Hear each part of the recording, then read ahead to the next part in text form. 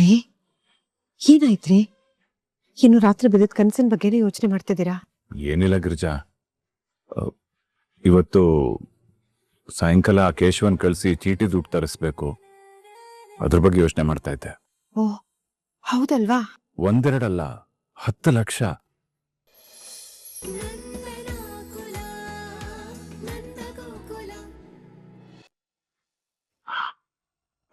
ಬೀಗ್ರೆ, ಶಾಸ್ತ್ರದ್ದು photo video ಎಲ್ಲಾನು ಕಳಿಸ್ಕೊಡ್ತೀರಾ? ನನ್ನ ಸೊಸೆ ಮೀನಾ ಕೇಳ್ತಾ ಇದ್ದಾಳೆ, ಜೊತೆಗೆ ನಮಗೂ ಎಲ್ಲ ನೋಡ್ಬೇಕು ಅಂತ ಆಸೆ ಆಯ್ತು, ಅದಕ್ಕೆ ಕೇಳ್ದೆ. ನೋಡಿದ್ರ ಸಾಮಾನ್ಯದವಳಲ್ಲ ಈ ಮೀನಾ, ಖಾರದ ಮೆಣಸಿನ್ಕಾಯಿ. ಈ ಥರದ್ದೇ ಏನಾದ್ರೂ ಕಿತಾಪತಿ ಮಾಡ್ತಾನೆ ಇರ್ತಾಳೆ. ಅದಕ್ಕೆ ಹೇಳಿದ್ದು ಪ್ರಿಯಾ, ನಿನ್ನ ಹೊರತು ಮುಟ್ಬಿಡ್ತಾಳೆ, ನೀನ್ ಸ್ವಲ್ಪ ಹುಷಾರಾಗಿರು ಅಂತ. ಹಲೋ ಬೀಗ್ರೆ, ಕೇಳಿಸ್ತಾ ಇದೆಯಾ? ಕೇಳಿಸ್ತಾ ಇದೆ. ಅದೇನಂದ್ರೆ ಬಿಗ್ರೆ, ಅರ್ಶನ ಶಾಸ್ತ್ರಕ್ಕೆಲ್ಲ ಫೋಟೋಗ್ರಾಫರ್ ಯಾಕೆ ಅಂತ ನಾವೇ ಯಾರಿಗೂ ಹೇಳಲಿಲ್ಲ. ಮಾವ, ಫೋನಲ್ಲೇ ತೆಗ್ದಿರೋ ಫೋಟೋಸ್ ಕಳ್ಸಕ್ ಹೇಳಿ. ಆದ್ರೂ ನಮ್ ಚಿಕ್ಕ ಮಗಳಿಗೆ ಹೇಳಿದ್ದೆ, ನಿನ್ನ ಮೊಬೈಲ್ ನಲ್ಲಿ ಫೋಟೋಸ್ ತೆಗಿಯಮ್ಮ ಅಂತ. ಪಾಪ ಅವಳು ಬಂದ ಸಂಬಂಧಿಕರಿಗೆಲ್ಲ ಶರ್ಬತ್ ಕೊಡೋದ್ರಲ್ಲೇ ಕಾಲ ಕಳೆದೋಗಿದೆ. ಈ ಫೋಟೋ ತೆಗಿಯೋದನ್ನ ಮರ್ತೇ ಬಿಟ್ಟಿದ್ದಾಳೆ ನೋಡಿ. ಇರ್ಲಿ ಬಿಡಮ್ಮ, ಇದೆಲ್ಲ ಆಗ್ತಾ ಇರುತ್ತೆ. ಅಮ್ಮು, ಇದೆಲ್ಲ ದೊಡ್ಡ ಸುಳ್ಳು. ಎಷ್ಟೇ ಬಿಸಿ ಇದ್ರು ಅಟ್ಲೀಸ್ಟ್ ಒಂದ್ ಫೋಟೋನಾದ್ರು ತಕೊಂಡಿರಲ್ವಾ ಹೇಳು? ನಂಗೂ ಅದೇ ಅನ್ಸುತ್ತಕ್ಕ. ನಂಗಂತೂ ಈ ಫೋಟೋ ಗೀಟೋಗಿಂತ ಅತಿಥಿಗಳ ಸತ್ಕಾರನೇ ಮುಖ್ಯ. ಅದೇ ನಮ್ಮ ಮಣ್ಣಿನ ಗುಣ ಅಲ್ವಾ ಬಿಗ್ರೆ? ಅತಿಥಿ ದೇವೋ ಭವ. ಹೋಗ್ಲಿ ಬಿಡಿ, ಫೋಟೋ ವಿಡಿಯೋ ಏನ್ ಮುಖ್ಯ ಅಲ್ಲ, ಕಾರ್ಯಕ್ರಮ ಚೆನ್ನಾಗಿ ನಡೀತಲ್ಲ ಅಷ್ಟು ಸಾಕು. ಹೌದು ಬಿಗ್ರೆ. ಹಾ ಅತ್ಗೆ ಕರೆದ್ರಾ? ಬಂದೆ. ಬೀಗ್ರೆ, ಮಹಾರಾಷ್ಟ್ರದಿಂದ ನಮ್ಮ ಅತ್ತಿಗೆ ಬಂದಿದ್ದಾರೆ. ಅವರು ಕರ್ನಾಟಕಕ್ಕೆ ಬಂದಾಗೆಲ್ಲ ನಂಗೆ ಚಿಕ್ಕಮಂಗ್ಳೂರ್ ಕಾಫಿನೇ ಬೇಕು ಅಂತ ಹೇಳ್ತಾರೆ. ಅವ್ರಿಗೆ ಕಾಫಿ ಮಾಡ್ಕೊಟ್ಬಿಟ್ಟು ಬರ್ತೀನಿ. ಅದೇ ನಮ್ಮನೆ ಗಟ್ಟಿ ಹಾಲಿನ ಕಾಫಿ. ಇವ್ರು ಮಾತಾಡ್ತಾರಂತೆ, ಲಾವಣ್ಯ ಕಾಫಿ ಪುಡಿ ಎಲ್ಲಿಟ್ಟಿದ್ಯೇ? ಹೇಳಿ ಬಿಗ್ರೆ. ದೊಡ್ಡಪ್ಪ ಬಂದೆ, ಒಂದೇ ನಿಮಿಷ ಬಂದೆ. ಬಿಗ್ರೆ, ನಮ್ಮ ದೊಡ್ಡಪ್ಪ ಮಿಲಿಟರಿಲಿ ಇದ್ರು, ಅವ್ರಿಗೆ ಸ್ವಲ್ಪ ವ್ಯವಸ್ಥೆ ಮಾಡ್ಕೊಟ್ಟು ಬರ್ತೀನಿ. ಆಮೇಲೆ ನಿಮ್ಮ ಹತ್ರ ಮಾತಾಡ್ತೀನಿ, ಓಕೆನಾ? ಸರಿ ಬೀಗ್ರೆ. ಓಕೆ ಬಿಗ್ರೆ. ಏನ್ರಿ ಮೀನಾ, ನಾನು ಅನ್ಕೊಂಡಿದ್ದಕ್ಕಿಂತ ತುಂಬಾ ಕಿಲಾಡಿ ಇವಳು. ಎಲ್ಲದಕ್ಕೂ ವಿಡಿಯೋ ಫೋಟೋ ಅಂತ ಒಳ್ಳೆ ಲಾಯರ್ ತರ ಸಾಕ್ಷಿ ಅಂತ ಕೇಳ್ತಾಳಲ್ಲ. ಇವಳಿಗೊಂದು ಮೂಗುದಾರ ಹಾಕ್ಲಿಲ್ಲ ಅಂದ್ರೆ ನಾನ್ ಈ ಪೊರ್ಕಿ ಪರಮೇಶಿ ಹೆಂಡ್ತಿನೇ ಅಲ್ಲ. ಯಾಕೆ ಫ್ಲಾಶ್ ಬ್ಯಾಕ್ ಎಲ್ಲ ಯಾಕೆ ನೆನಪಿಸ್ತೀಯ? ನೋವಾಗುತ್ತೆ. ಸಾರಿ. ತುಂಬಾ ಒಳ್ಳೆ ಜನ ಅನ್ಸುತ್ತೆ. ಏನೋ ಗಡ್ಬಿಡಿಲಿ ಫೋಟೋ ತೆಗಿಯಕ್ಕಾಗಿಲ್ಲ. ಪರವಾಗಿಲ್ಲ ಬಿಡು, ಮದ್ವೆ ಮನೇಲಿ ತುಂಬಾ ಚೆನ್ನಾಗಿ ಫೋಟೋ ತೆಗ್ಸೋಣ.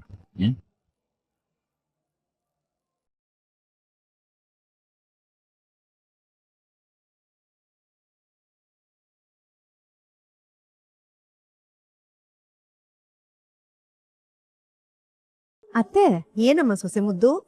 ಅತ್ತೆ ಅಂತ ತುಂಬಾ ಪ್ರೀತಿಯಿಂದ ಬಂದ್ಬಿಟ್ಟಿದ್ಯಾ? ಏನಿಲ್ಲ ಅತ್ತೆ, ಮದ್ವೆ ಅಂದ್ರೆ ಎಷ್ಟು ಸಂಭ್ರಮ ಇರುತ್ತೆ ಅಲ್ವಾ?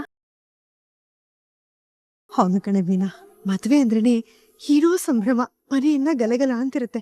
ಆ ಕೆಲಸ ಮಾಡ್ಬೇಕು, ಈ ಕೆಲಸ ಮಾಡ್ಬೇಕು ಅಂತ ಒಂದೇ ಸಡಗರ. ಆದ್ರೆ ಗಂಡಿನ ಮನೆಯವ್ರಿಗೆ ಮದ್ವೆ ಆದ್ಮೇಲೂ ಸಂಭ್ರಮ ಇರುತ್ತೆ. ಯಾಕೇಳು? ದೇವತೆ ಅಂತ ಸೊಸೆ ಮನೆಗ್ ಬರ್ತಾಳಲ್ಲ, ಅದಕ್ಕೆ. ಪಾಪ ಹೆಣ್ಣೆತ್ತವ್ರಿಗೆ ಬೇಜಾರು ಕಣೆ. ಮಗಳನ್ನ ಮದ್ವೆ ಮಾಡಿ ಕಳ್ಸಿದ ತಕ್ಷಣ ಆ ಮನೆಯೆಲ್ಲ ಬಿಕೋ ಅಂದ್ಬಿಡತ್ತೆ. ನಾವು ಅಷ್ಟೆ, ಧನ್ಯನ್ ಮದ್ವೆ ಮಾಡಿ ಕಳ್ಸಿದ್ಮೇಲೆ ನಾನು ನಿಮ್ಮ ಮಾವ ಊಟನೇ ಬಿಟ್ಕೂತಿದ್ವಿ, ಗೊತ್ತಾ? ಅಲ್ವಾ ಅತ್ತೆ? ಹೆಣ್ಣೆತ್ತೋರ್ಗೆ ಎಷ್ಟೆಲ್ಲ ಸಂಕಟ. ಪಾಪ ಹುಟ್ಟದಾಗಿಂದ ಅಂಗೈಲಿಟ್ಕೊಂಡು ಸಾಕಿರ್ತಾರೆ. ಅದೇ ಮದ್ವೆ ಮಾಡ್ಕೊಟ್ಟು ಕಳ್ಸಿದ್ಮೇಲೆ ಗಂಡನ ಮನೇಲಿ ಹೇಗಿರ್ತಾಳೆ ಏನು ಅನ್ನೋದು ಗೊತ್ತಿರಲ್ಲ. ಮಗಳು ಗಂಡನ ಜೊತೆ ಸಂತೋಷವಾಗಿರ್ತಾಳೆ ಅನ್ನೋ ನಂಬಿಕೆ ಮೇಲೆ ಜೀವನ ಸಾಗಿಸ್ತಾ ಇರ್ತಾರೆ. ಅತ್ತೆ, ನಾನು ನಿಮ್ಮ ಹತ್ರ ಮಾತಾಡಕ್ ಬಂದಿದ್ದ ವಿಷಯನೇ ಮರ್ತೋದೆ. ಅತ್ತೆ, ಅದು ನನ್ಗೊಂದು ಡೌಟು. ಏನೇ ಅದು? ಅಲ್ಲ ಅತ್ತೆ, ಈಗಿನ ಕಾಲದಲ್ಲಿ ಮನೇಲಿ ಮದ್ವೆ ಅಂದ್ರೆ ಸಣ್ಣ ಪುಟ್ಟ ಶಾಸ್ತ್ರಕ್ಕೂ ಫೋಟೋಸು ವಿಡಿಯೋಸು ತೆಗಿಸ್ತಾರಪ್ಪ. ಆದ್ರೆ ಪ್ರಿಯಾ ಅವ್ರ ಮನೇಲಿ ಒಂದ್ ಫೋಟೋಸು ತೆಗ್ಸಿಲ್ಲ ಅಂದ್ರೆ ಏನತ್ತೆ ಅರ್ಥ? ನನ್ಗಂತೂ ಇದ್ಯಾಕೋ ಸರಿ ಕಾಣಿಸ್ತಿಲ್ಲಪ್ಪ. ನಿಮ್ಗೂ ಹಾಗೆ ಅನಿಸ್ತಿದ್ಯಾ? ಸರಿ ಕಾಣಿಸ್ತಿಲ್ಲ ಅಂದ್ರೆ ಏನೇ ವೀಣಾ ನಿನ್ ಮಾತಿನ ಅರ್ಥ? ಅಂದ್ರೆ ಪ್ರಿಯಾ ಮನೆಯವರೇ ಸರಿ ಇಲ್ಲ ಅಂತನಾ? ಒಂಥರ ಹಾಗೆ ಅನಿಸ್ತಿದೆ ಅತ್ತೆ. ಒಂದೊಂದ್ಸಲ ಆ ಪ್ರಿಯಾ ಅವ್ರ ಅಮ್ಮ ಮಾತಾಡೋದ್ ನೋಡಿದ್ರೆ ಫುಲ್ಲು ಡೌಟ್ ಬರುತ್ತೆ ಅತ್ತೆ. ಒಂದಕ್ಕೊಂದು ಸಂಬಂಧನೇ ಇರಲ್ಲ ಗೊತ್ತಾ? ಈಗ ನೋಡಿ, ಏನು ಫೋಟೋಗ್ರಾಫರೇ ಬಂದ್ ಫೋಟೋಸ್ ತೆಗಿಬೇಕಿತ್ತಾ? ಇವ್ರದೇ ಯಾವ್ದಾದ್ರು ಮೊಬೈಲಲ್ಲಿ ಫೋಟೋಸ್ ತೆಗಿಬೋದಿತ್ತು ತಾನೆ? ಮೀನಾ, ನಿನಗ್ ಬರೀ ಅನುಮಾನ ಪಡೋದೇ ಆಯ್ತು ಕಣೆ. ಅವರೇ ಹೇಳಿಲ್ವೇನೆ ಮನೆ ತುಂಬಾ ಜನ ಇದ್ರು, ಪಾಪ ಆ ಹುಡುಗಿ ಲಾವಣ್ಯಂಗೆ ಬಂದವ್ರು ಹೋದವ್ರಿಗೆ ಕಾಫಿ ಕೊಡೋದ್ರಲ್ಲೇ ಸಾಕಾಯ್ತು ಅಂತ. ಅದಕ್ಕೆ ಅವ್ರಿಗೆ ಫೋಟೋ ತಗೊಳ್ಳೋದು ಟೈಮ್ ಆಗಿಲ್ಲ ಅನ್ಸುತ್ತೆ. ಅಷ್ಟಕ್ಕೆ ಏನೇನೋ ಅನ್ಕೊಂಡ್ಬಿಡೋದು. ತರ್ಲೆ ಕಣೆ ನೀನು. ಹಾಗಲ್ಲ ಅತ್ತೆ. ಮತ್ತಿನ್ ಹೇಗೆ? ಹೇಗೂ ಇಲ್ಲ ಬಿಡಿ.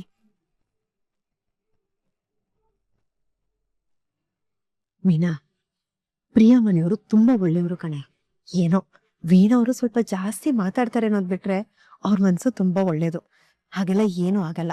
ನೋಡು, ನೀನೇನೇನೋ ಯೋಚನೆ ಮಾಡೋದ್ ಬಿಟ್ಟು ಹೋಗಿ ಆರಾಮಾಗಿ ಮಲ್ಕೋ, ಸರಿನಾ?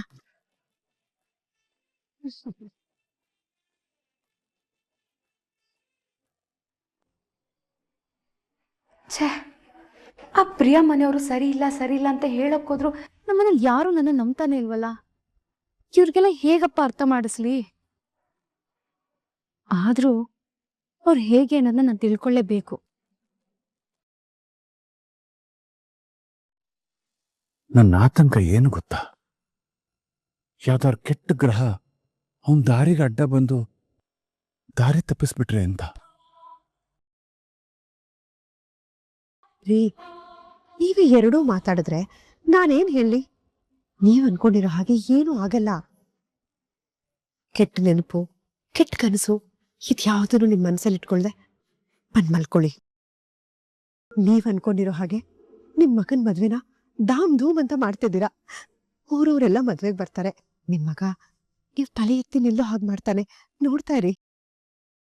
ಸಾಲದಕ್ಕೆ ನೀವ್ ಅನ್ಕೊಂಡಿರೋ ಹಾಗೆ ಇನ್ ಮುಂದೆ ನಮ್ ಬಳಗನೂ ಬೆಳೆಯುತ್ತೇರಿ. ಈ ಮದ್ವೆ ಆದ್ಮೇಲೆ ಒಂದು ಚಿಕ್ಕ ಸತ್ಯನಾರಾಯಣ ಸ್ವಾಮಿ ಪೂಜೆ ಮಾಡಿದ್ರು ಮನೆ ಎಲ್ಲ ಸಂಬಂಧಿಕರಿಂದ ಜಿಗಿ ಜಿಗಿ ಅನ್ನತ್ತೆ. ಇದು ತಾನೇ ನೀವು ಆಸೆ ಪಟ್ಟಿದ್ದು? ಆ ದೇವ್ರೆ ನಿಮ್ ಕನ್ಸುಗಳಿಗೆ ಕೈ ಜೋಡಿಸಿರುವಾಗ ನೀವ್ ಯಾಕ್ರೆ ಕೆಟ್ಟ ಯೋಚನೆ ಮಾಡ್ತಿದ್ದೀರಾ? ಬನ್ನಿ ಬನ್ನಿ ನನ್ ಜೊತೆ.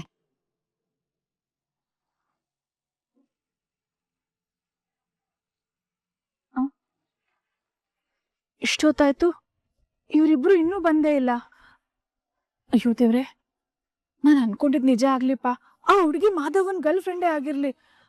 ಆ ಹುಡುಗಿ ಜೊತೆ ಮಾಧವ ಓಡೋಗ್ಲಿ. ಆಗ್ಲೇ ನಾನು ಅನ್ಕೊಂಡಿರೋದೆಲ್ಲ ಆಗೋದು. ಆಗ್ಲೇ ಆಟಕ್ಕೂ ಮಜಾ ಬರೋದು. ಅಯ್ಯೋ ರೀ, ಬಂದ್ರಾ? ಆ ಮಾಧವ ಎಲ್ಲ ಹೋಗಿದ್ದ? ಏನಾಯ್ತು ಹೇಳಿ. ಇಂದ್ರ, ನೀನ್ ಹೇಳಿದ್ ನಿಜ. ಅವನು ಆ ಹುಡುಗಿನೇ ನೋಡಕ್ ಹೋಗಿದ್ದ. ಅವಳು ಆ ಮಾಧವ್ ಪ್ರೀತಿ ಮಾಡ್ತಾ ಇದ್ದ ಹುಡುಗಿ ಸುಕನ್ಯಾ ಅಂತ. ನಾನ್ ಏನಾದ್ರೂ ಹೇಳಿದ್ರೆ ಅದ್ ಸರಿಯಾಗೇ ಇರುತ್ತೆ ರೀ. ಆದ್ರೆ ನೀವೇ ನನ್ನ ನಂಬೋದೇ ಇಲ್ಲ. ನೋಡಿದ್ರ, ಎಂತ ಟೈಮಲ್ಲಿ ಎಂತ ವಿಷಯ ಹೇಳಿದೀನಿ. ನಿಜಕ್ಕೂ ಒಳ್ಳೆ ಕೆಲಸನೇ ಮಾಡಿದ್ಯಾ ಇಂದ್ರ. ಮಾಧವ ಆ ಹುಡುಗಿ ಜೊತೆ ಇರೋದು, ಅವಳಿಗೆ ಕಾಳಜಿ ತೋರಿಸ್ತಾ ಇರೋದು, ಇವೆಲ್ಲ ನೋಡಿದ್ರೆ ಅವನ್ಗೆ ಈಗಲೂ ಹುಡುಗಿ ಮೇಲೆ ಮನ್ಸಿದೆ ಅನ್ಸತ್ತೆ. ಇದನ್ನ ನಾವು ಬಳಸ್ಕೊಂಡು ಆ ನಂದನ ಮರ್ಯಾದೆನ ಮಣ್ಪಾಲ್ ಮಾಡ್ಬೇಕು. ನಾವೇನು ಮಾಡೋದ್ ಬೇಡಣ, ಆ ಮಾಧವನೆಲ್ಲ ಮಾಡ್ತಾ ಇದ್ದಾನಲ್ಲ. ಆದ್ರೂ ಚಂದ್ರು, ಆ ಮಾಧವನ್ ನಂಬಕ್ಕಾಗಲ್ಲ. ಅವನು ಕೇಶವ ಹಲುಮ್ ತರ ಧೈರ್ಯ ಇಲ್ಲ, ಹೆದ್ರು ಪುಕ್ಲ ಅವನು. ಆ ನಂದನ್ ಕಂಡ್ರೆ ಹೆದ್ರು ಸಾಯ್ತಾನೆ. ನಾವು ಅವನ್ಗೆ ಧೈರ್ಯ ಬರೋಂಗ್ ಮಾಡ್ಬೇಕು. ಮಾಡೋಣ, ಬಿಡೋಣ. ಆ ನಂದನ್ ಎದೆಗೆ ಮತ್ತೊಂದು ಬುಲೆಟ್ ಹಾರೋದಕ್ಕೆ ರೆಡಿ ಆಗಿದೆ. ನಾವು ಟ್ರಿಗರ್ ಪ್ರೆಸ್ ಮಾಡಿದ್ರೆ ಸಾಕು, ಡಮ್. ಕರೆಕ್ಟ್ ಹೇಳಿದ್ರಿ.